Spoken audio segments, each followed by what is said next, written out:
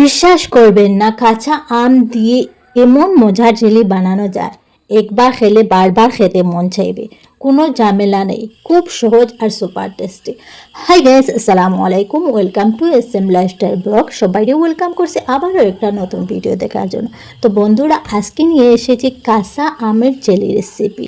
বাজারে কেমিক্যালযুক্ত জেলি না খেয়ে যদি এরকম হেলদিভাবে জেলি বানানো যায়, তাহলে কেন আমরা মিস করব।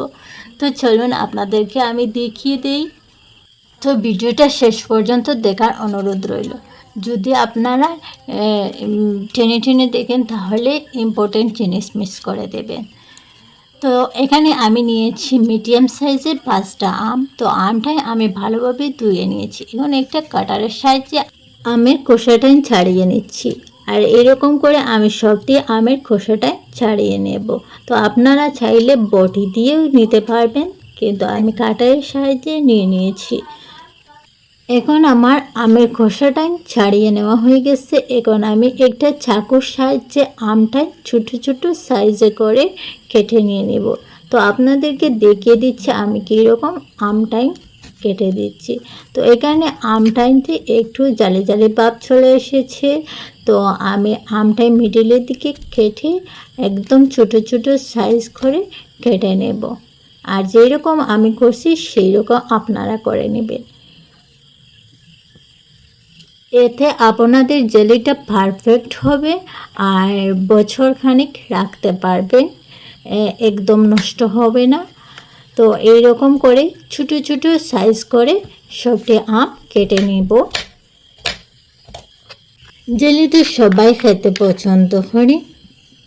তো জেলি ব্রেডের সাথে খেতে অনেক ভালো লাগে, আর রুটির সাথেও খেতে অনেক ভালো লাগে। আর আমরা অনেক দাম দিয়ে মার্কেট থেকে কিনে কেমিক্যালযুক্ত জেলি কিনে এনে আমরা খাই। এরকম যদি ঘরে বিনা কেমিক্যালযুক্ত যদি বানানো যায় আর হেলদিভাবে জেলি খান, তাহলে কিসের জন্য আমরা মিস করব। তো এত সহজ গাইস, এমন কঠিন কিছু নাই। আপনারা যদি একবার দেখেন ভিডিওটা, তাহলে আপনারাও বানাতে পারবেন।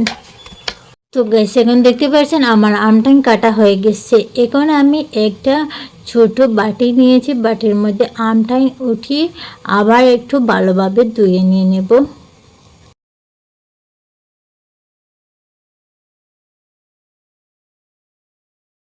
তো গাছ দেখতে পাচ্ছেন আমার আমটাই কাটা হয়ে গেছে। এখন আমি গ্যাসের মধ্যে একটা ডেক বসিয়ে দিয়েছি, আর যেই আমটাই কেটেছিলাম সেই আমটাই কেটে দিয়েছি।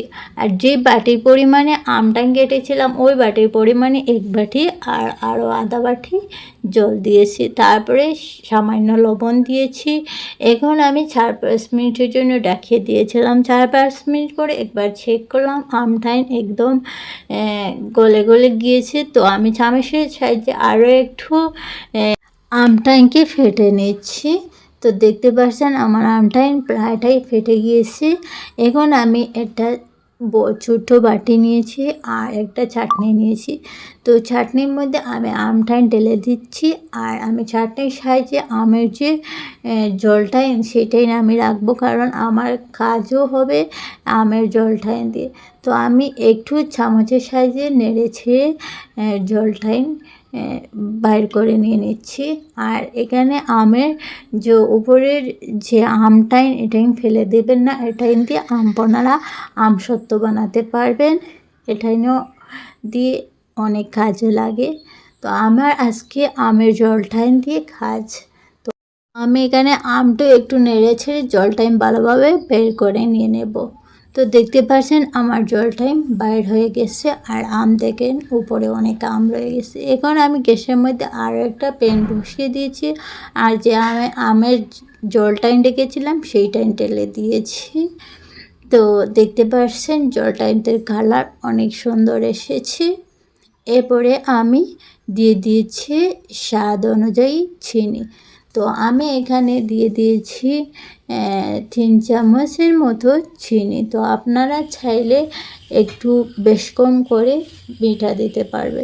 সাথে দিয়েছি ফ্লেভারের জন্য এলাচ 3টা ফেটে দিয়েছি, আর তারপরে সামান্য লেবুর রস দিয়ে দিচ্ছি। তো লেবুর রস দিলে জেলিটা পারফেক্ট একদম বনিয়ে রেডি হয়। আর তারপরে আমি সামান্য কালার দিচ্ছি, তো আপনারা কালার স্কিপ করতে পারেন। আমি কাঁচা আমের আমসত্ত্ব বানাচ্ছি, এই জন্য একটু গ্রিন কালার দিয়ে দিয়েছি। আর লেবুটা দিলে বছরখানেক আপনারা এই জেলিটা রাখতে পারবেন, কোনো নষ্ট হবে না, বছরখানেক থাকবে আপনার জেলি। এখন দেখতে পাচ্ছেন আমার আমটা প্রায় ঘন ঘন হয়ে আসে। তো ফাইনাল দেখেন আমার আমটাই ঘন হয়ে চলে এসেছে। আর এইরকমভাবে আমটাই ঘন হতে হবে। তো এইরকমভাবে করলে পারফেক্ট জেলি আপনাদের বনে রেডি হয়ে যাবে। তো আমি চামচ দিয়ে দেখিয়ে দিচ্ছি, দেখতে পারছেন কীরকম হতে হবে।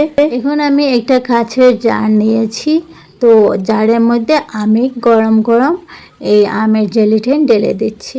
ঠান্ডা হলে হবে না, ঠান্ডা হলে আমটা জমাট বেঁধে যাবে। তাই আপনারা চেষ্টা করবেন গরম গরম আমের জেলিটা একটা কাঁচের জারে ডালার জন্য। কাঁচের জারে ডাললে কী হয়, আমটাই ভালো থাকে, নষ্ট হয় না, জেলিটা ভালো থাকে। তো দেখতে পাচ্ছেন আমার আমের জেলি কীরকম লবণীয় হয়েছে আর অনেক টেস্টি গাইস, একবারও হলে ট্রাই করে দেখবেন। তো গাইস জেলিটা অনেক স্বাদের হয়েছে আর অনেক টেস্টি হয়েছে। তো দেখতে পাচ্ছেন জেলিটা কীরকম ঘন ঘন হয়েছে। আর এই তো আমি আধা ঘন্টা পরে আপনাদেরকে দেখিয়ে দিচ্ছি। আর এদিকে আমার বাচ্চারা সাথে সাথে ব্রেড নিয়ে চলে এসেছেন, ওদেরকে জেলি লাগিয়ে দেওয়ার জন্য, ওরা খেয়ে নেবে। তো আমার ছেলেকে আমি জেলি লাগিয়ে দিয়েছি আর খেয়ে বলছে ওয়াও অনেক টেস্টি হয়েছে, মা আরও আমাদের জন্য এরকম জেলি বানিয়ে রাখিও।